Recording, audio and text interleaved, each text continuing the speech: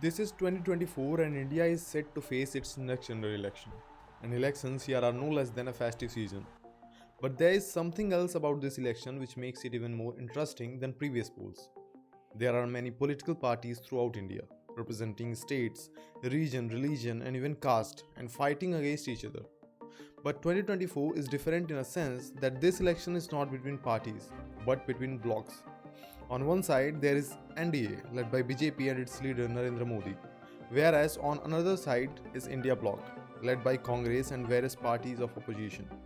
Mobilization of party workers is started by party leaders as the first step of their campaign. The politics of allegation is also started. Well, this election would be the report card of BJP's governance and opposition struggle. So, let's evaluate past 5 years of BJP's rule and assess the demographic current of India. Well, let's first start with BJP. In 2019, BJP gained 303 seats and marked its biggest victory. But Congress scrambled and managed to win only 52 seats. And this happened despite the fact that BJP government has faced various criticism due to demonetization. So what now? If you look at past 5 years of BJP's regime, it was full of protests, criticism and opposition, but BJP still stands strong and assured of its victory in 18th Lok Sabha election. Thus the question arises, what makes BJP immune from the effect of these many protests? We have seen a nationwide protest against CA and NRC, then the year-long protest of farmers, and most recent was the protest of truck drivers and again the protest of farmers. And these all were huge. A large number of people were involved and affected by these protests. A large number of Muslim population was in the road against CA and NRC. Then a huge number of farmers from Punjab, Haryana and Western Uttar Pradesh was against the 3 farm laws introduced by government, which was later on abrogated. And then the recent one was the protest of truck drivers. Well, this is the list of hurdles throughout 5 years of BJP's regime. But despite these many protests and criticism, there is still left a long list which accumulates vote for BJP. But before going there, let's have a look at Congress and other opposition parties' position and how they are preparing for upcoming Lok Sabha election. Congress is one to lead India bloc. Rahul Gandhi as a leader of the party has improved his public image through his Bharat Jodo Yatra and Bharat Nyaya Yatra. His yatras helped him establishing himself as a leader of the party. But still there is a question whether these yatras would help him acquiring votes and increasing Lok Sabha seats or not. As we all know, northern state consist most number of Lok Sabha seats, and BJP always had its stronghold in northern India. And particularly Madhya Pradesh, Chhattisgarh, Rajasthan and Gujarat are those states where BJP is strong and Congress is in straight fight with BJP.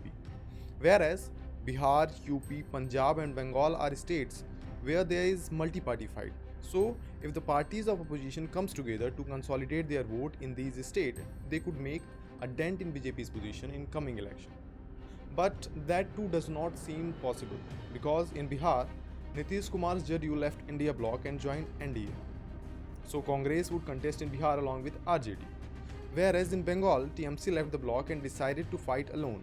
Whereas in UP, Bahujan Samaj Party of Mayawati decided not to join India bloc, and Jain Chaudhary's RLD left the bloc and joined NDA in BJP's leadership.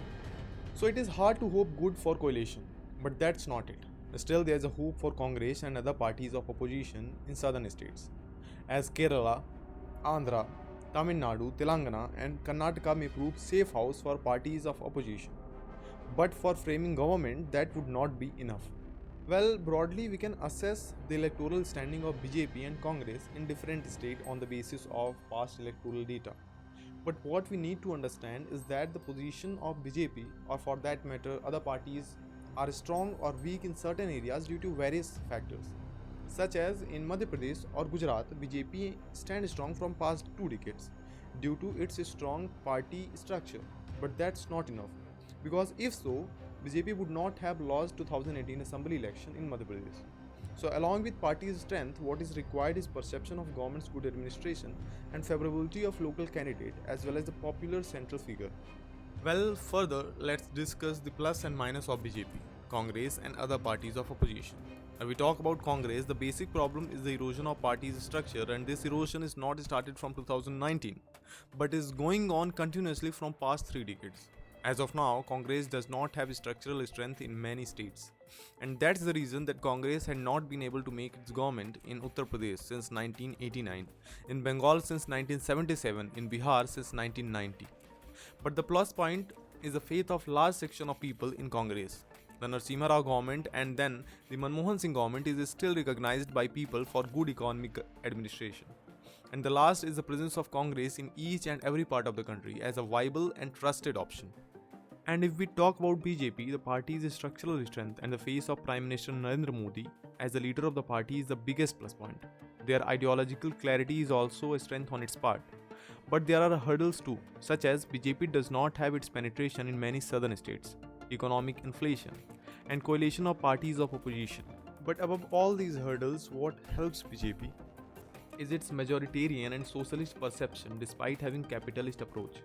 For example, 22nd of January was the day of consecration of Sri Ram Janmabhoomi temple in Ayodhya, and BJP celebrated the day and canvassed the whole program, and that helped them in building a majoritarian perception in their favor. Similarly, when Prime Minister promotes Ujjwala Yojana or Pradhan Mantri Awas Yojana, it helps BJP in building a socialist perception in their favor. Well, still there are months to go for election, and we all have our own understanding and biases about parties, politics and ideologies. But despite all, let us know your views about this video and upcoming election.